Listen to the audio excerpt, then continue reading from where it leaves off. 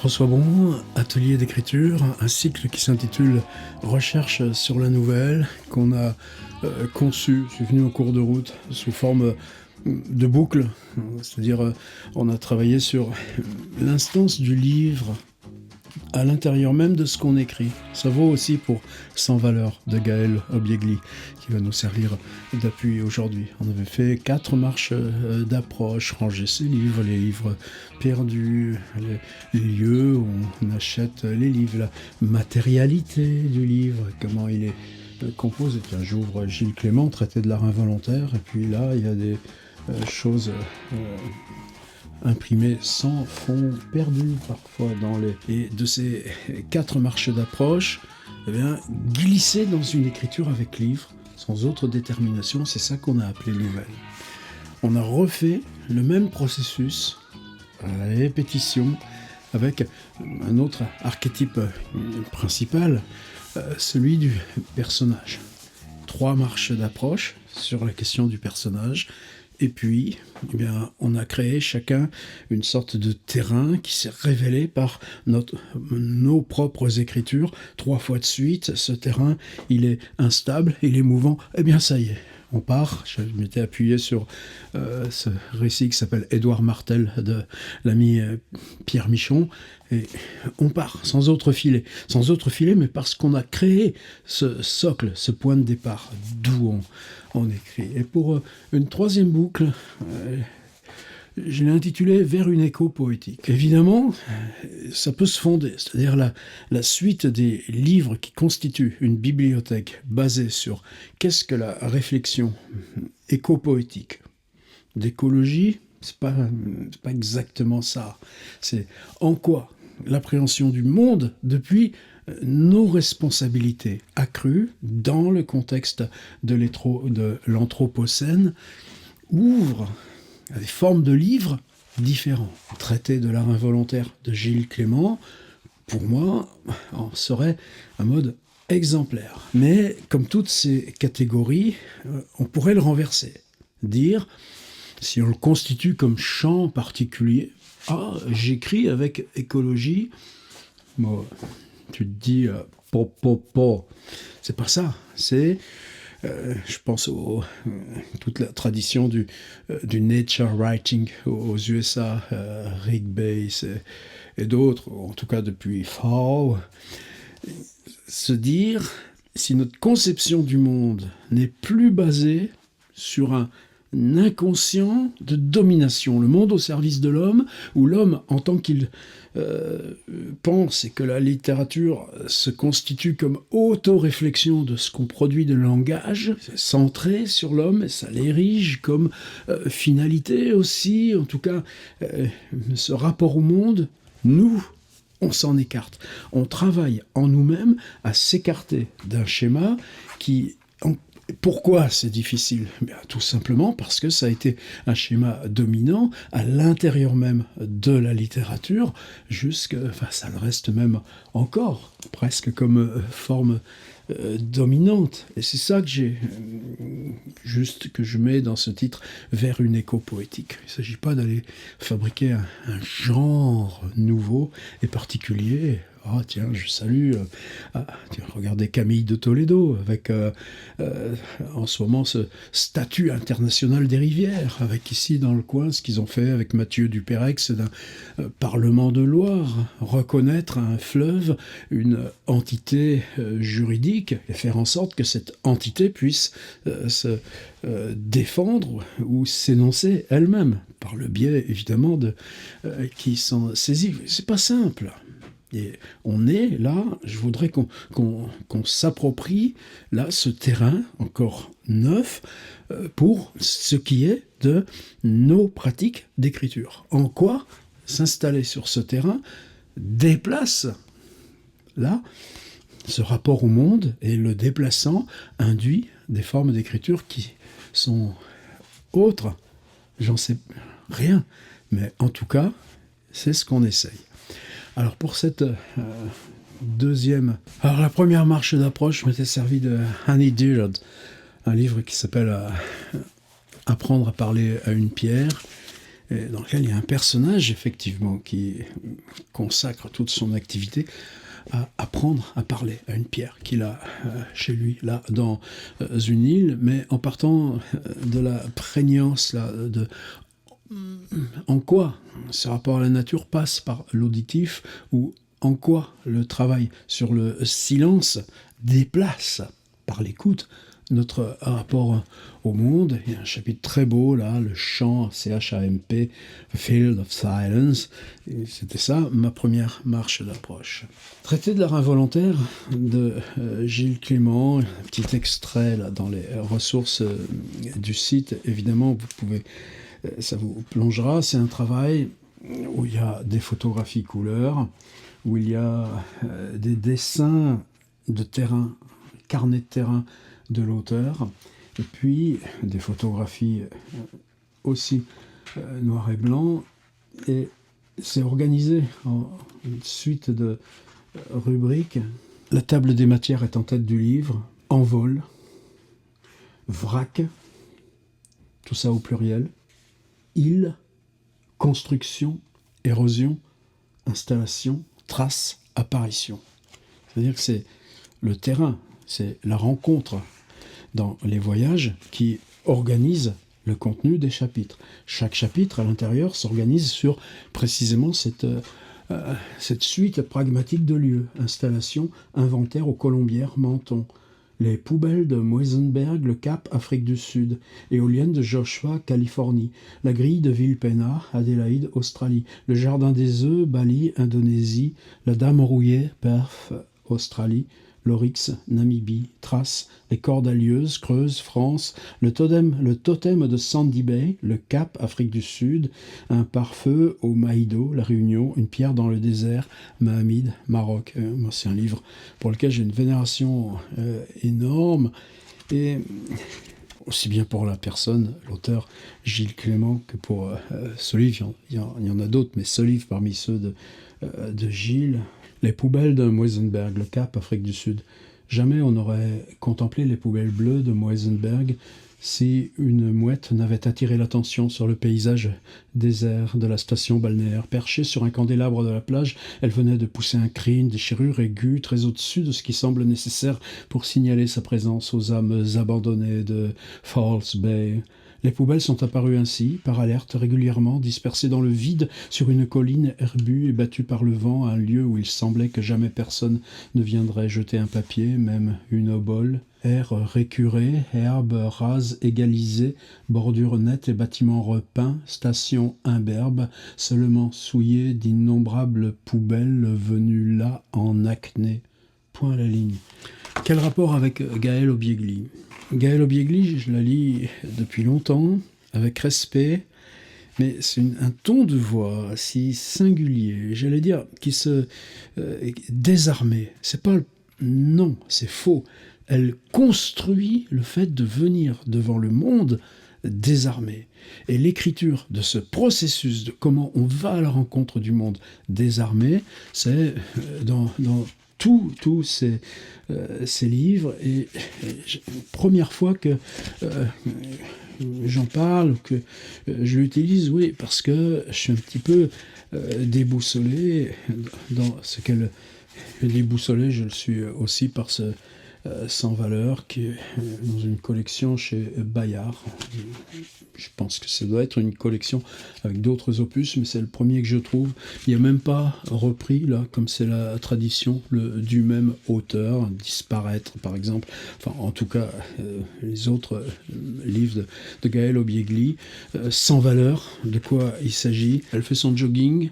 Quand elle fait son jogging, elle n'a rien sur elle. Un téléphone qui sert plus à faire des photos.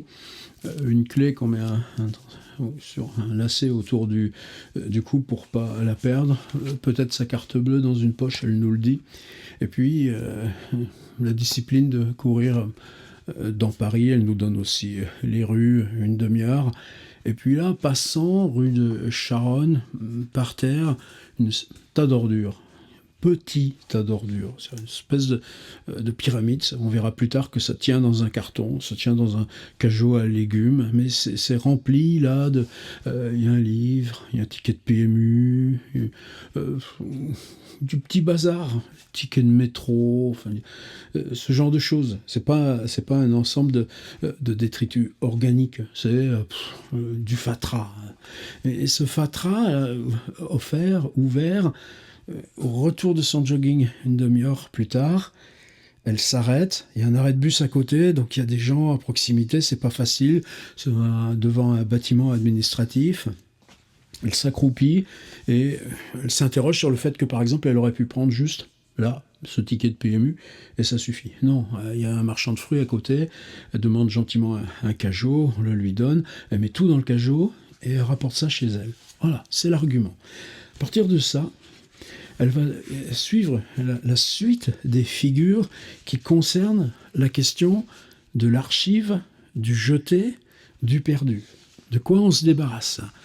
De l'obligation de se débarrasser. Est-ce que dans l'obligation de se débarrasser, quelle remise en cause il y a de son propre rapport à habiter ou déménager ou se dépouiller justement pour venir là où on écrit. Et dans toutes ces figures successives de l'archive, bon, le carton avec le petit tas d'ordures, il sera toujours là. Mais il sera là que justement, comme si on écrivait, c'était un truc aussi du fatras. Il y a ça dans le livre de Gilles Clément, et que de ce fatras, on repartait vers une autre figure de l'archive. Exemple, la suite des sacs dont biographiquement on peut se souvenir. Le sac, avant qu'il y ait des manuels scolaires, les petits trésors qu'on met dans le petit sac chéri qu'on emmène à l'école maternelle, elle s'en souvient. Ce qui, dans le sac lourd de l'école primaire et du collège, n'appartient pas strictement à l'ordre de l'utile, et comment le sac évolue, et que quand elle était étudiante, elle nous parle d'un sac musette qu'elle tient en bandoulière, elle n'arrive pas à le supporter à gauche, elle le prend à droite, et donc c'est pas commode parce que c'est lourd. Qu'est-ce que ça peut faire ce sac ? Oui, mais on avance comme ça, cartable, etc., jusqu'à... les outils de l'écriture. Or, les outils de l'écriture, à quel moment prendre conscience que, je dis pas que je défends, c'est pas la question, c'est des figures. Dans ces figures, c'est l'écologie du livre. On commence à travailler sérieusement là-dessus, sur le papier comme recyclé. Qu'est-ce qui vient là des arbres ? Pas beaucoup. Mais l'écriture, est-ce qu'elle participe à la déforestation ? Est-ce que la décision, par exemple, d'écrire sur des feuilles recto-verso, ce qui a priori n'est pas, nous on travaille plutôt sur des rectos qu'on peut afficher au mur, déposer par terre, mais écrire recto verso, est-ce que c'est une pratique plus écologique qui peut... J'entre pas, attention, déplie ces suites de figures. Youpla, on va gicler où ? Apparemment elle a eu l'opportunité de faire une résidence à la Bibliothèque nationale et d'y dormir. Je n'ai pas suivi en son temps, je ne sais pas quel texte en a résulté, mais elle se met à nous parler d'un lieu que moi je ne connais pas, mais qui est un lieu, je ne sais même pas si c'est à Tolbiac, à Paris, je pense pas, je pense plutôt que c'est dans un de leurs grands entrepôts, là, dans peut-être pas l'Essonne ou les Hauts-de-Seine, j'en sais rien, mais en tout cas à l'écart de Paris, où ils reçoivent tout le dépôt légal. Et l'accueil qu'on fait à tout ce qu'on déballe le matin, elle cite le catalogue de la manufacture de Saint-Étienne, elle cite le catalogue de je ne sais plus quelle marque, et puis tous ces écrits, mais en même temps qui peuvent être infiniment précieux ou nécessaires, et puis d'autres qui ne le sont pas du tout, mais qui sont archivés en tant que dépôt légal, accumulation. Pareil, figure, mais là, avec constitution symbolique, avec thésaurisation, d'autres figures, eh bien, les chiffonniers, c'est-à-dire que ces types qui alors elle dit même dans quelle rue à Paris on le croise, qui pousse un caddie, Et dans ce caddie, il y a toutes ses affaires. Et puis le soir, quand il dort, ben, il déplie une bâche. Mais dans ce caddie, il y a tout un fatras. Et ce caddie, est-ce qu'il est archivé? Oui, mais tu retrouves la figure du chiffonnier de Walter Benjamin. Et la figure du chiffonnier dans Walter Benjamin, elle vient aussi de Charles Baudelaire. Il y a le photographe Eugène Adjet, c'est qui a travaillé là-dessus. Salut Yannick, si tu passes par là. Et ainsi de suite. Et tout d'un coup, il y a une autre figure. Et celle-ci, alors je ne pensais pas que ce livre nous servirait de marge d'approche.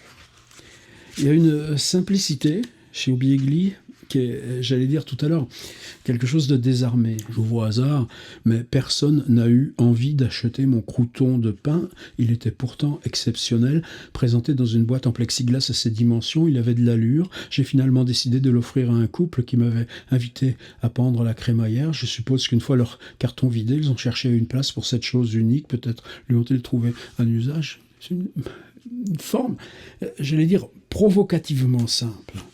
Et dans cette simplicité, qui j'allais dire, aux antipodes de ma propre approche de la syntaxe, du lexique, eh bien, vous arrivez au bout du livre et vous pensez à la somme là de ces figures qui se sont générées l'une depuis l'autre avec une espèce de trait continu qui est la fois où j'ai trouvé ce bout de ce truc par terre, là, ce petit fatras par terre, et que j'ai demandé un cajot à la dame à côté. Oui, mais à partir de là, par exemple, elle déménage. Quand elle déménage, elle stocke ses affaires dans un garde-meuble, et puis elle se retrouve dans un truc où il y a juste un futon, mais elle a gardé ce carton. Là, elle a remplacé le cajot par un carton, en plus qu'elle a trouvé un jour de pluie, donc le carton... Vous voyez, cette récurrence-là du petit tas d'ordures, comme elle dit, c'est pas quelque chose qu'on fouille, qu'on inventorie, on prend quelque chose. Par exemple, tenez, un livre, là, qui était là, qui est le journal d'une jeune femme, mais qu'elle tient à Auschwitz. Une jeune femme qui disparaît en 1943 à Auschwitz, mais son journal a été publié. Quelque chose qui n'appartient pas, en tout cas, totalement impossible de le confondre avec le reste là de ce fatras. Mais dans cette figure continue, c'est revenir à ce carton avec ses petits machins, prendre tel truc, prendre tel autre, un ticket de PMU. Ah ouais, le rêve d'argent que ça pouvait représenter. Est-ce que le rêve d'argent, c'est aussi une figure par rapport à ces questions du recyclage, du dépouillement, de la vie ascétique que peut être celle de quelqu'un qui se voue à l'écriture. Tes livres, tu les achètes ou tu vas les lire en bibliothèque ou tu prends seulement ce que tu... Vous voyez, c'est ça cette machine. C'est-à-dire qu'on découvre, à mesure qu'on avance dans le livre, une machine à figures, une machine à production de figures infiniment complexe, alors même que à quelque endroit que vous la preniez, on est dans une simplicité d'énonciation qui pourrait être, pas toujours, hein, dans ma philosophie de AAB et vice-versa. Andy Warhol dit l'intérêt qu'il a pour les déchets, ce que son cinéma doit aux chutes de pellicules trouvées dans les poubelles des salles de montage. Il adore prendre les trucs laissés pour compte, ce que les autres jugent mauvais. Il en tire des œuvres. C'est comme un travail de recyclage. Il n'utilise pas le mot art à propos d'un film avec des exploits nautiques et une star. Il dit que les rebuts en sont à coup sûr les meilleurs moments, avec sur les bouts de pellicule mise à la poubelle, une fille censée plonger de très haut pour rejoindre un ballet aquatique mené par Esther Williams. Toutes les autres filles ont plongé, sauf cette fille-là, l'actrice anonyme, est effarée, elle se cramponne à la balustrade, elle s'avance vers le vide, elle se rétracte, elle n'y arrive pas, elle refuse, elle disparaît du film. Mais selon les critères de Warhol, elle est un meilleur film à elle seule. La fille qui n'a pas sauté est la vedette du film qui résulte des bouts de pellicule jetés aux ordures. Voilà, ce passage, il me vient là par hasard sous la main, et typiquement une figure là qui dure, ouais, exactement, même si elle est disposée sur cette page-là et le début de l'autre, une page, petit format, c'est la page 109 de Sans valeur, c'est une figure en soi, avant qu'on revienne.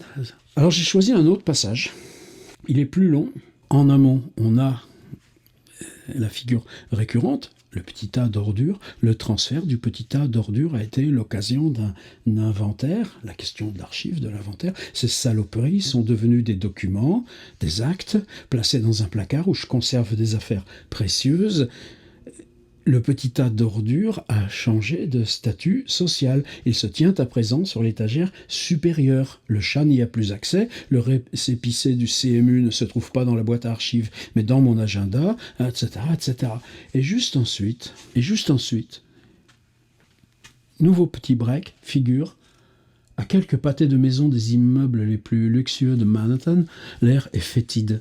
Des camions sommeillent dans un espace sombre, c'est le garage du service de l'assainissement. D'autres camions à ordures sont garés dans la rue. Le bâtiment est en briques, il comporte 2 étages, il n'a rien de spécial à part un léger délabrement, mais dans l'escalier de métal tordu, un indice signale que quelque chose de particulier se cache dans le bâtiment. Quelque chose d'un peu éblouissant surgit de la grisaille. Une peinture de fleurs rose vif sur un fond jaune est accrochée dans l'escalier, cela ressemble, etc., etc. Il y en a 3 pages, ça nous raconte qu'un type dont on a le nom, il s'appelle Molina, c'est un New-Yorkais de naissance, sa carrière d'éboueur a débuté en 1981, donc quelqu'un qui doit être plus jeune que moi.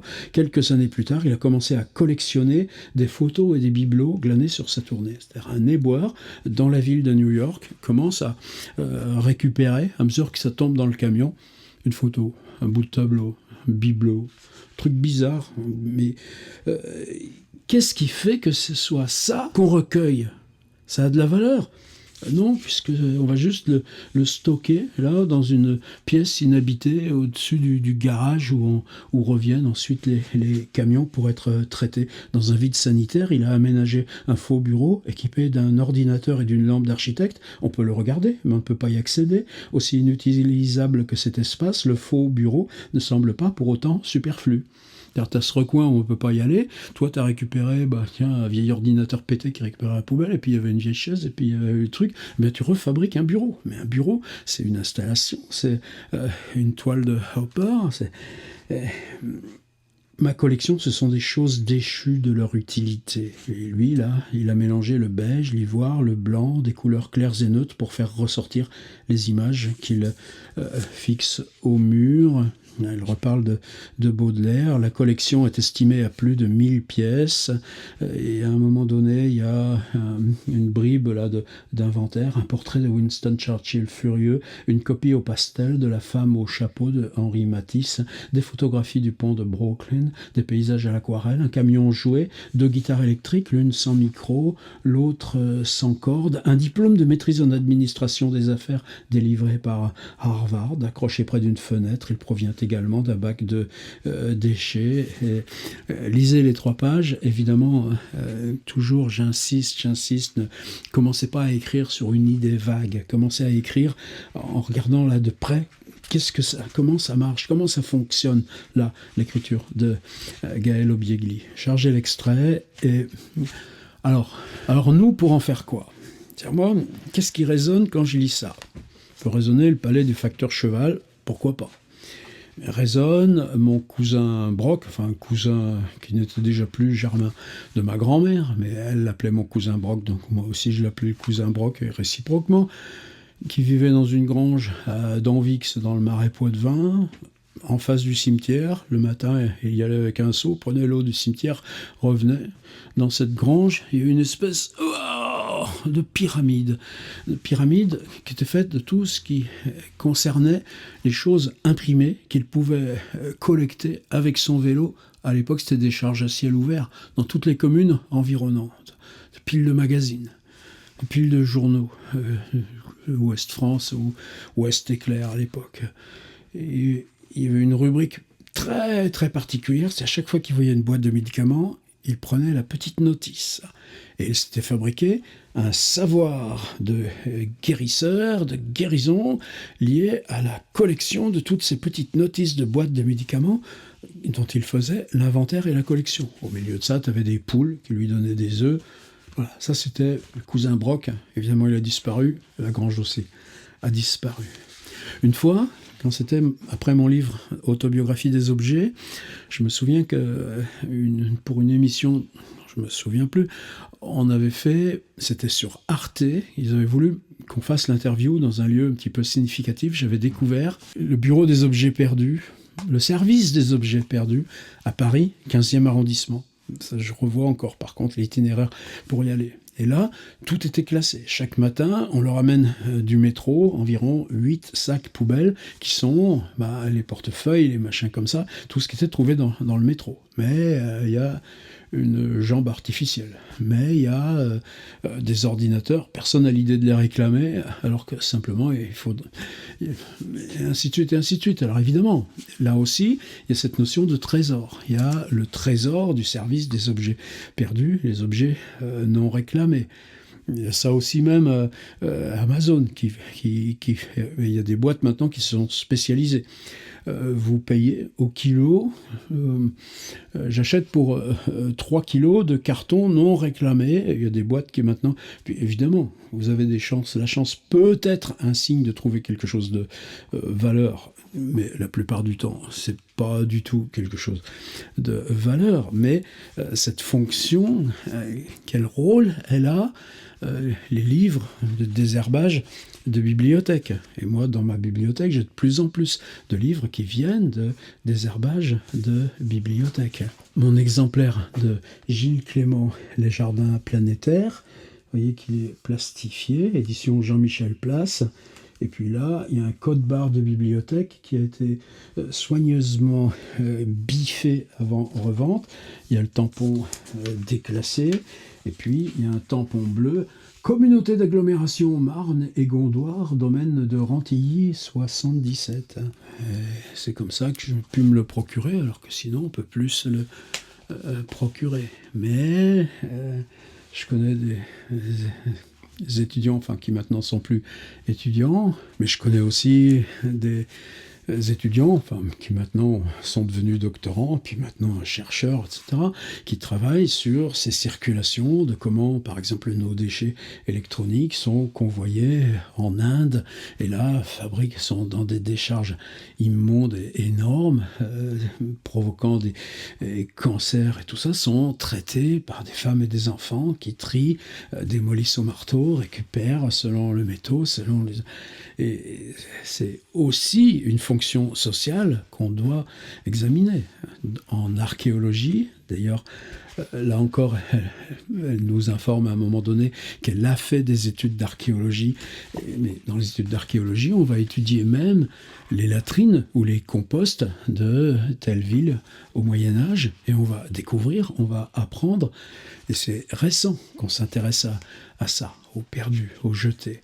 Alors, est-ce qu'on va faire ça en disant « Ah, là, je vais contribuer à l'invention d'une écho poétique parce que je vais parler de ça ».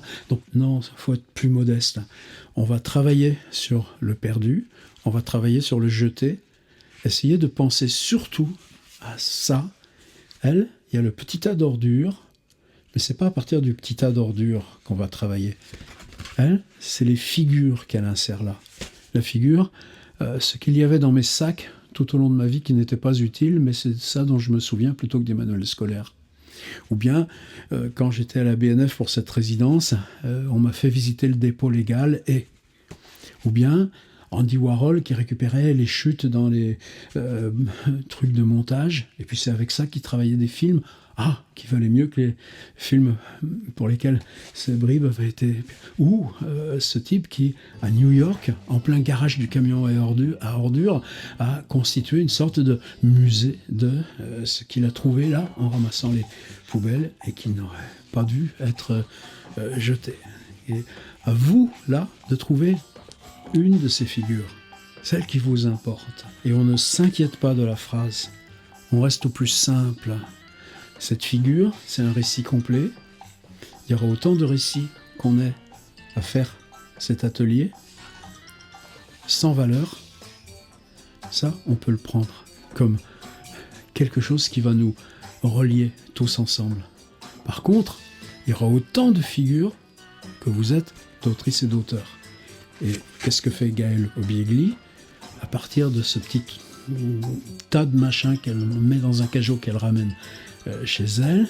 Eh bien, c'est l'occasion de développer 20, 30 figures là, dans l'espace de 140 pages, qui sont chacune autant de récits liés à comment nous-mêmes transformons en réflexion, en problématique, en bascule, ce qui, jusqu'ici, à part Chiffonnier de Baudelaire et des choses de Walter Benjamin dans Paris capitale du 19e siècle, a priori, n'ont pas vocation à faire littérature.